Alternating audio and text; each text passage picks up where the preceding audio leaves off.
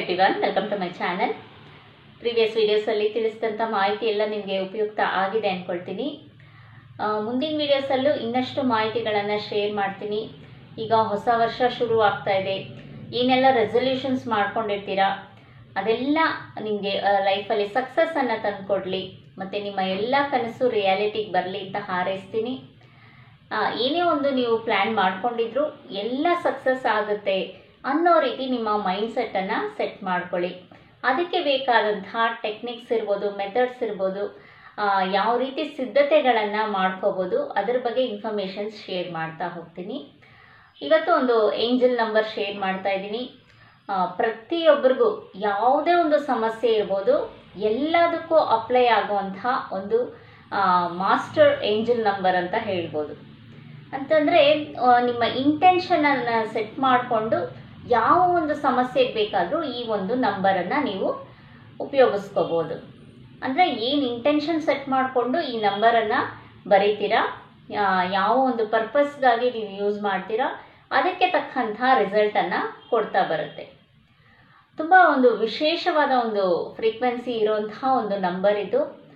ಈಗ ನಮಗೆ ಪ್ರತಿಯೊಬ್ಬರಿಗೂ ಅಷ್ಟೇ ಜೀವನದಲ್ಲಿ ಏನೋ ಒಂದು ಸಮಸ್ಯೆ ಬಂದಾಗ ಅಥವಾ ಯಾರು ನಮಗೆ ಹೆಲ್ಪ್ ಮಾಡ್ತಾ ಇಲ್ಲ, ಎಲ್ಲರೂ ನಮ್ಮನ್ನು ಕೈ ಬಿಟ್ಟಿದ್ದಾರೆ ಅಂತ ಅಂದ್ಕೊಂಡಾಗ ಯಾವುದೋ ಒಂದು ಕಡೆಯಿಂದ ಒಂದು ಸಹಾಯ ಬರುತ್ತೆ. ಆಗ ನಾವು ಏನು ಹೇಳ್ತೀವಿ, ದೇವ್ರ ಹಾಗೆ ಬಂದು ನನಗೆ ಸಹಾಯ ಮಾಡಿದ್ರು ಅಂತ ಯಾರೋ ಒಬ್ಬರನ್ನ ನೆನೆಸ್ಕೊಳ್ತೀವಿ ನಾವು. ಅಂದರೆ ನಮ್ಮವರೇ ನಮಗೆ ಒಂದು ರೀತಿ ದೂರ ಆದಾಗ, ಸಹಾಯ ಮಾಡದೇ ಇರೋವಾಗ ಯಾರೋ ಒಬ್ಬರು ಅಪರಿಚಿತರು ಇರ್ಬೋದು, ಯಾರೋ ಸ್ನೇಹಿತರು ಇರ್ಬೋದು, ಯಾರಾದರೂ ಇರ್ಬೋದು, ನಮಗೆ ಅಷ್ಟು ಒಂದು ಬಾಂಡಿಂಗ್ ಇಲ್ಲದೆ ಇರೋಂತಹ ಯಾರೋ ಒಂದು ವ್ಯಕ್ತಿ ಅನ್ಎಕ್ಸ್ಪೆಕ್ಟೆಡ್ ಆಗಿ ಬಂದು ನಮಗೆ ಸಹಾಯ ಮಾಡ್ತಾರೆ. ಸೊ ಅಂಥವರೆಲ್ಲ ಒಂದು ಏಂಜಲ್ಸ್ ಅಂತಲೇ ನಾವು ಅಂದ್ಕೋಬೇಕು.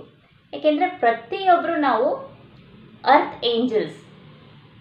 ಅಂದರೆ ದೇವರು ಡೈರೆಕ್ಟಾಗಿ ಬಂದು ನಮಗೆ ಸಹಾಯ ಮಾಡೋಕ್ಕಾಗಲ್ಲ, ಯಾರೋ ಒಬ್ಬರನ್ನ ಕಳಿಸ್ತಾರೆ. ಸೊ ದೇವರು ನಮಗೆ ಮಾಡಬೇಕಾಗಿರೋಂಥ ಒಂದು ಸಹಾಯವನ್ನು ಅವ್ರ ಕಡೆಯಿಂದ ಮಾಡಿಸ್ತಾರೆ. ಸೊ ನಾವು ಏನು ಇದರಿಂದ ಅರ್ಥ ಮಾಡ್ಕೋಬೇಕು ಅಂತಂದರೆ, ನಾವು ಪ್ರತಿಯೊಬ್ಬರು ಅಷ್ಟೇ ಅರ್ತ್ ಏಂಜಲ್ಸ್. ಸೊ ಎಲ್ರಿಗೂ ಒಂದು ಒಂದು ದೇವದೂತರು ಅಂತ ಹೇಳ್ಬೋದು ನಮ್ಮ ಹಿಂದೂ ಧರ್ಮದಲ್ಲಿ.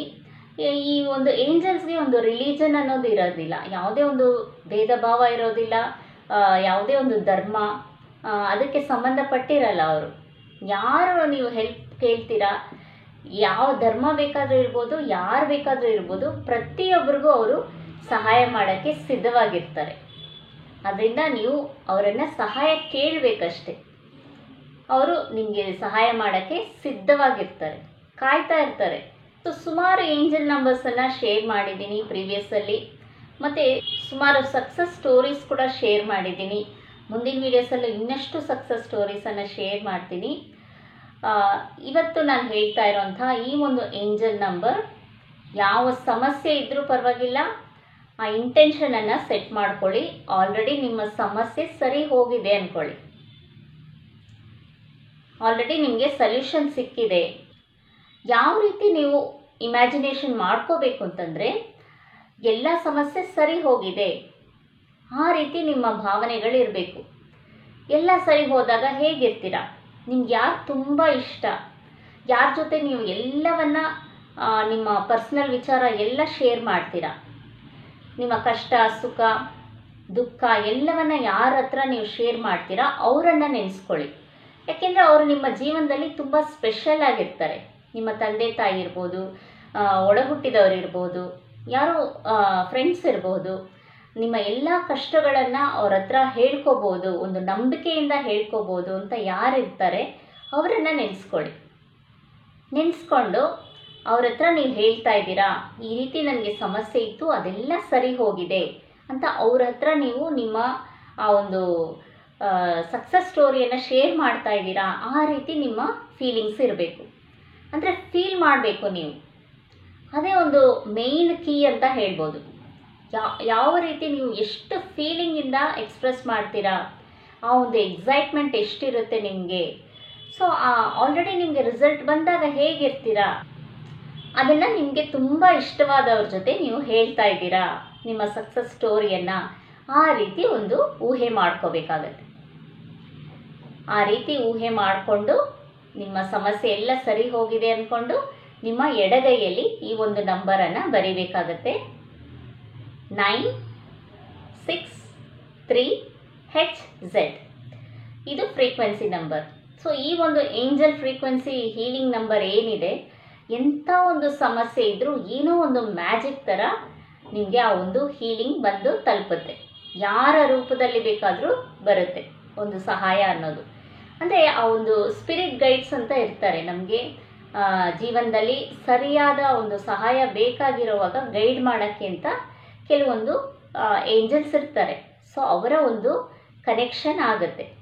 ಸೊ ಈ ನಂಬರನ್ನು ನಿಮ್ಮ ಎಡಗೈಯಲ್ಲಿ ಬರ್ಕೋಬೋದು ಅಥವಾ ಸ್ಕ್ರಿಪ್ಟಿಂಗ್ ಮೆಥಡಲ್ಲಿ ಕೂಡ ನೀವು ಬರಿತಾ ಬರ್ಬೋದು. 21 ದಿನ ಬರೆಯೋದನ್ನು ಪ್ರಾಕ್ಟೀಸ್ ಮಾಡ್ಬೋದು. ಸೊ ಯಾವ ಮೆಥಡ್ ನಿಮಗೆ ಈಸಿ ಇದೆ ಅದನ್ನು ಫಾಲೋ ಮಾಡಿ. ಸೊ ಆ ಇಂಟೆನ್ಷನ್ ಸೆಟ್ ಮಾಡಿಕೊಂಡು ಈ ನಂಬರನ್ನು ಬರ್ಕೊಂಡು ರಿಲ್ಯಾಕ್ಸ್ ಆಗಿಬಿಡಿ. ಆಲ್ರೆಡಿ ನಿಮ್ಮ ಸಮಸ್ಯೆ ಸಾಲ್ವ್ ಆಗಿದೆ ಅಂತ. ಸೊ ಅದೇ ಒಂದು ಬೆಸ್ಟ್ ಸೊಲ್ಯೂಷನನ್ನು ತಂದುಕೊಡುತ್ತೆ. ಎಲ್ಲರೂ ಟ್ರೈ ಮಾಡ್ಬೋದು. ಸ್ಟೂಡೆಂಟ್ಸ್ ಕೂಡ ನಿಮಗೆ ಎಷ್ಟು ನೀವು ಮಾರ್ಕ್ಸ್ ಸ್ಕೋರ್ ಮಾಡಬೇಕು ಅಂತಿದ್ದೀರಾ, ಏನು ಅಚೀವ್ಮೆಂಟ್ ಮಾಡಬೇಕು ಅಂತಿದ್ದೀರಾ, ಅದನ್ನು ಆ ಇಂಟೆನ್ಷನನ್ನು ಸೆಟ್ ಮಾಡಿಕೊಂಡು ಈ ನಂಬರನ್ನು ಬರ್ಕೊಳ್ಳಿ. ಅಥವಾ ಚಾಂಟಿಂಗ್ ಕೂಡ ನೀವು ಮಾಡ್ತಾ ಇರ್ಬೋದು. ಈ ತುಂಬ ಒಂದು ಸ್ಪೆಷಲ್ ಆದಂಥ ಒಂದು ನಂಬರ್ ಇದು. ತುಂಬ ಪವರ್ಫುಲ್ ಆದಂಥ ಒಂದು ಏಂಜಲ್ ನಂಬರ್ ಇದು. ಮುಂದಿನ ವಿಡಿಯೋಸಲ್ಲಿ ಏಂಜಲ್ ನಂಬರ್ಸ್ ಬಗ್ಗೆ ಇನ್ನಷ್ಟು ಮಾಹಿತಿ ಬಗ್ಗೆ ತಿಳಿಸ್ತೀನಿ. ಚಾನಲ್ಗೆ ಸಬ್ಸ್ಕ್ರೈಬ್ ಮಾಡ್ಕೊಳ್ಳಿ. ನಿಮ್ಮ ಒಪಿನಿಯನ್, ನಿಮ್ಮ ಪ್ರಶ್ನೆ ಏನೇ ಇದ್ದರೂ ಕಮೆಂಟ್ ಸೆಕ್ಷನಲ್ಲಿ ಕಮೆಂಟ್ ಮಾಡಿ. Thank you.